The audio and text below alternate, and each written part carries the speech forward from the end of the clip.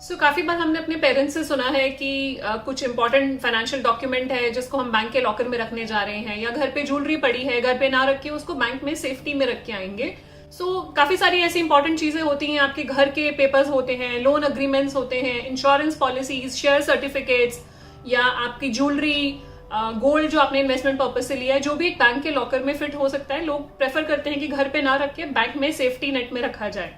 तो आज हम बैंक लॉकर्स के बारे में ही बात करेंगे। हम बात करेंगे कि बैंक लॉकर क्या होता है, बैंक लॉकर कैसे अप्लाई कर सकते हैं, कैसे अप्लाई कर सकते हैं आप एक बैंक के लॉकर, और कौन कौन अप्लाई कर सकता है, और उसके चार्जेस क्या होते हैं, उसका बेनिफिट क्या है, बैंक लॉकर ओपन करने का बेनिफिट क्या है। हम ये सारी चीजें डिस्कस करेंगे।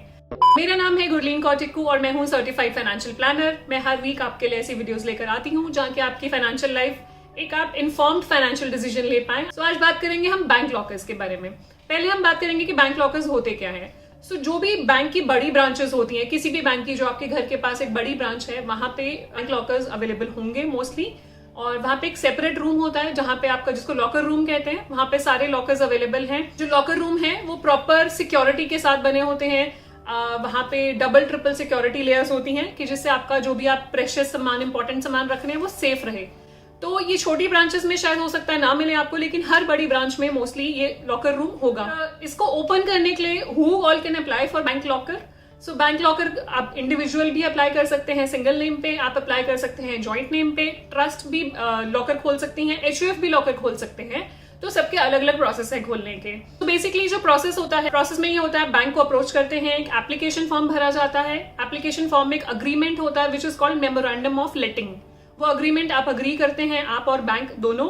उसमें आपके KYC डॉक्यूमेंट्स लगते हैं, फोटोग्राफ लगती है जिसके नाम से अकाउंट है। अगर ज्वाइंट अकाउंट है तो ज्वाइंट होल्डर दोनों की फोटोग्राफ लगेगी। KYC डॉक्यूमेंट्स, आपका पैन, आधार, जो भी KYC डॉक्यूमेंट्स होते हैं वो लगते हैं। बैंक लॉकर में नॉमिनी भी अपॉइंट करते हैं, और वो जो अग्रीमेंट की कॉपी है वो अपने पास जरूर रखें। बेसिकली जो बैंक लॉकर का अकाउंट है वो एडवांस में लेते हैं फॉर फाइनेंशियल ईयर। मान लीजिए आपने आज अकाउंट खोला अप्रैल के मंथ में, अगले साल के लिए वो आपसे एडवांस में रेंट ले लेंगे फर्स्ट ईयर का। और या वो आपको ये भी बोलेंगे कि आप 3 साल की FD, जो आपका 3 साल का रेंट है, वो आप एक FD करा के छोड़ दें, वो उसमें से रेंट लेते रहेंगे और आपका अकाउंट लॉकर जो है आपका एक्टिव रहेगा।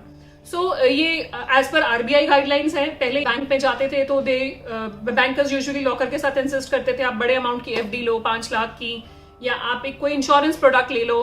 बट काफी लोगों ने कंप्लेन करी RBI को, तो RBI ने उसमें बोला कि ये मैंडेटरी नहीं है, आप सिर्फ मैक्सिमम, कई बैंक्स मांग सकते हैं आपसे 3 साल के रेंट की FDR आप करवा के छोड़ दें, वो आपके नाम पे FD रहेगी, वहां से रेंट रिकवर होता रहेगा। और अगर एक इंपॉर्टेंट चीज मैं यहाँ पे बताना चाहूंगी, अगर आप बैंक को अप्रोच कर रहे हैं एक लॉकर खोलने के लिए, और अगर वहां पे आपको पुश करता है इसके लिए कि FD में जरूरी है या इंश्योरेंस प्रोडक्ट खरीदना पड़ेगा तभी हम आपको लॉकर देंगे, तो ये लीगली अलाउड नहीं है। आप इसकी कंप्लेन कर सकते हैं, जो रिड्रेसल ऑफिसर है बैंक में, आप उनको कंप्लेन कर सकते हैं। रिटन कंप्लेन कीजिए कि ये मुझे पुश कर रहे हैं इस प्रोडक्ट के लिए, I am not interested. And अगर फिर भी आपको 30 दिन में वहां से जवाब नहीं आता है तो then you can approach the banking ombudsman. आप वहां पे कंप्लेन करके आपकी सुनवाई की जाएगी। तो ये RBI की गाइडलाइन नहीं है। और जो मैंने आपको प्रोसेस बताया, बैंक टू बैंक डिफर कर सकता है, बट ये स्टैंडर्ड SOP यही है, स्टैंडर्ड ऑपरेटिंग प्रोसीजर यही होता है एक अकाउंट ओपन करने का। रूल्स क्या होते हैं? जब जो बैंक लॉकर होता है उसके कुछ रूल्स होते हैं। रूल जो है, जिसने लॉकर, बैंक में लॉकर खोला है, जो होल्डर है उस लॉकर का, वो खुद ही ऑपरेट कर सकता है अकाउंट। अगर वो सिंगल होल्डर है तो सिंगल कैपेसिटी में ऑपरेट कर सकता है। साथ में अगर वो कोई रिलायबल पर्सन को अपॉइंट करना चाहे अपने साथ, कि मान लीजिए कोई सिंगल है, फैमिली में आगे पीछे नहीं है, बट रिलायबल पर्सन को अपॉइंट करना चाहते हैं कि मैं अकेले नहीं ऑपरेट कर सकता या कर सकती, मेरे को ये साथ में एक हेल्प चाहिए। एक तो लॉकर ऑफिसर से भी आप हेल्प ले सकते हैं, नहीं तो आप अपना कोई पर्सन अपॉइंट करना चाहें तो आप ले सकते हैं। बकायदा उसकी फोटोग्राफ, उसका आपके साथ रिलेशन और उसके सिग्नेचर्स अपडेट होंगे बैंक के रिकॉर्ड्स में, तभी वो जाके आपके साथ अकाउंट ऑपरेट कर सकता है, लॉकर ऑपरेट कर सकता है। दूसरा होता है कि अगर आप ज्वाइंट होल्डिंग पे आपने अकाउंट खोला है तो सिर्फ जो ज्वाइंट होल्डर्स हैं, 1, 2 या 3 जितने भी ज्वाइंट होल्डर्स हैं, वो कभी भी जाके अकाउंट को ऑपरेट कर सकते हैं। उनकी फोटोग्राफ बैंक के रिकॉर्ड्स में होती है, उनके सिग्नेचर्स बैंक के रिकॉर्ड्स में होते हैं, और जब भी वो लॉकर ऑपरेट करते हैं तो सिग्नेचर्स होते हैं, उसके बाद लॉकर ऑपरेट कर सकते हैं। तो एक की लॉकर की आपके पास होती है और एक की बैंक में रहती है, तो दोनों की लगाने पे ही लॉकर ओपन होता है। तो सेफ्टी पॉइंट ऑफ व्यू से काफी सेफ है। एक और इंपॉर्टेंट पॉइंट यहाँ बताना चाहूंगी कि लॉकर में जो भी आपके कंटेंट्स होते हैं, जो हमने बात की थी एक अग्रीमेंट की, मेमोरेंडम ऑफ लेटिंग अग्रीमेंट की बात की थी, उस अग्रीमेंट में क्लियरली लिखा होता है कि बैंक रेस्पॉन्सिबल नहीं होता, आपके जो कंटेंट्स है लॉकर में वो कंप्लीटली आप अपने रिस्क पे रखते हो। तो bank will take utmost precautions, वो ध्यान रखेगा कि ऐसा कुछ ना हो कि जिसकी वजह से आपके कुछ भी सामान इधर का उधर हो, मतलब प्रॉपर प्रिकॉशंस इन प्लेस हैं। बट बैंक रिस्पॉन्सिबल नहीं होगा किसी भी चीज के, कि अगर आपके मान लीजिए कोई सामान खो जाता है लॉकर के अंदर से, बैंक लायबल नहीं है उसके लिए, बैंक को आप लायबल नहीं ठहरा सकते और बैंक से क्लेम नहीं कर सकते। आप कुछ भी अपने लॉकर में रख रहे हैं, कुछ भी कर रहे हैं, वो आप अपने रिस्क पे कर रहे हैं। बैंक किसी भी चीज के लिए रिस्पॉन्सिबल नहीं होगा, लायबल नहीं होगा फ्यूचर में। तो ये एक इंपॉर्टेंट पॉइंट समझना बहुत जरूरी है। काफी बार लोग ये सोचते हैं कि वहां रख लिया तो बैंक की रिस्पॉन्सिबिलिटी है, बैंक की जिम्मेदारी है। नहीं, बैंक की जिम्मेदारी नहीं है, बैंक की रिस्पॉन्सिबिलिटी नहीं है, bank will not be held liable. Benefits mainly क्या होते हैं कि बेनिफिट सिंपल हैं। आप लॉकर में क्यों रखना चाहेंगे? आप अपने घर की चारदीवारी में ना रख के एक बैंक की चारदीवारी में क्यों रखना चाहेंगे? क्योंकि वहां पे सेफ्टी मेजर्स ज्यादा है, वहां पे प्रॉपर 2-3 लेयर्स की सिक्योरिटी है, 2-3 लेयर्स की सेफ्टी मेजर है, आपका सामान सेफ रहेगा, आप ये बिलीव है।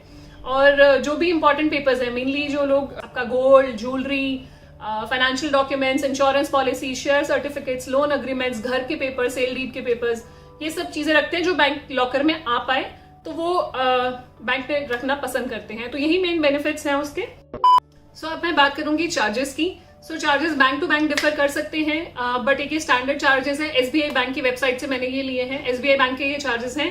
तो कुछ तो एक तो होता है एनुअल रेंट, जब हम लॉकर खोल रहे हैं तो एनुअल हमें ईयर ऑन ईयर रेंट देना पड़ता है बैंक को। ये कुछ तरह के लॉकर साइज मेंशन है इसमें, साइज ए से लेके साइज एल तक। तो आप अपनी जरूरत के हिसाब से साइज चूज कर सकते हैं, आपको कौन सा साइज चाहिए, कौन सा अवेलेबल है। काफी बार ऐसा देखा गया कि बैंक में आपको वेटिंग भी होती है, लॉकर इजीली मिलता नहीं है। एक और बात है, अगर जहां पे आपका अकाउंट है वहीं पे यूजुअली बैंकर आपको लॉकर खोलने देता है। अगर आपका अकाउंट नहीं है तो शायद प्रेफरेंस नहीं देगा आपको। तो सेविंग्स बैंक अकाउंट होना भी एक मैंडेट होता है, वो अग्रीमेंट में क्लियरली लिखा होता है।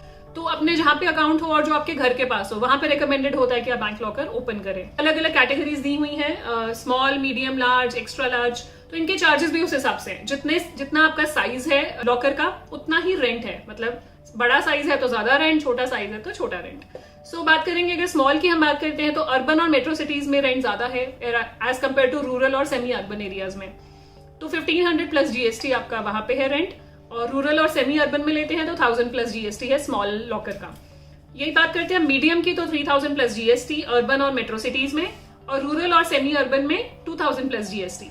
तो लार्ज लेना है, बड़ा लेना है तो अर्बन एंड मेट्रो सिटीज में 6000 plus GST, rural and semi urban cities में 5000 प्लस जीएसटी है। हम एक्स्ट्रा लार्ज चाहते हैं, हम काफी चाहते हैं कि ज्यादा सामान है और ज्यादा रखना चाह रहे हैं और काफी बड़ा लॉकर चाह रहे हैं, तो उस केस में अर्बन और मेट्रो सिटीज में 9000 प्लस जीएसटी है, रूरल और सेमी अर्बन में 7000 प्लस जीएसटी। पीछे मैं अपना बैंक में लॉकर खोलने गई थी तो वहां मैंने देखा कि स्मॉल लॉकर्स की अवेलेबिलिटी थी, बट मीडियम, लार्ज और एक्स्ट्रा लार्ज की अवेलेबिलिटी नहीं थी, उस पर वेटिंग था। तो काफी लोग प्रेफर करते हैं कि at least medium and above category ले, स्मॉल नहीं ले। बाकी आप अपने हिसाब से चूज कर सकते हैं आपको क्या सामान रखना है। और one time locker registration charges होते हैं जब आप लॉकर खोलने जाते हैं, तो वन टाइम रजिस्ट्रेशन है स्मॉल और मीडियम के लिए 500 प्लस जीएसटी और लार्ज और एक्स्ट्रा लार्ज के लिए 1000 प्लस जीएसटी।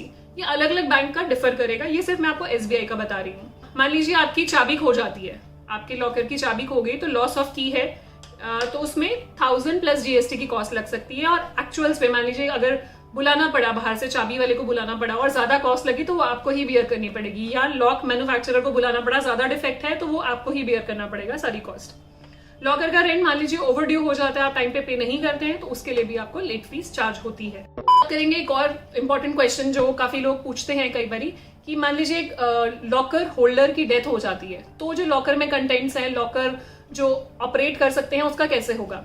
सो बेसिकली जैसे नॉमिनेशन होता है, जो आपका बैंक, सेविंग्स बैंक अकाउंट अगर आपने बैंक में खोला हुआ है, अगर आपके बैंक अकाउंट में नॉमिनेशन है तो नॉमिनी एंटाइटल हो जाता है आपके सेविंग्स बैंक का। सिमिलरली यहाँ पे नॉमिनी एंटाइटल हो जाएगा लॉकर के प्रोसीड्स के लिए। जो लॉकर में सामान है वो नॉमिनी एक्सेस कर सकता है।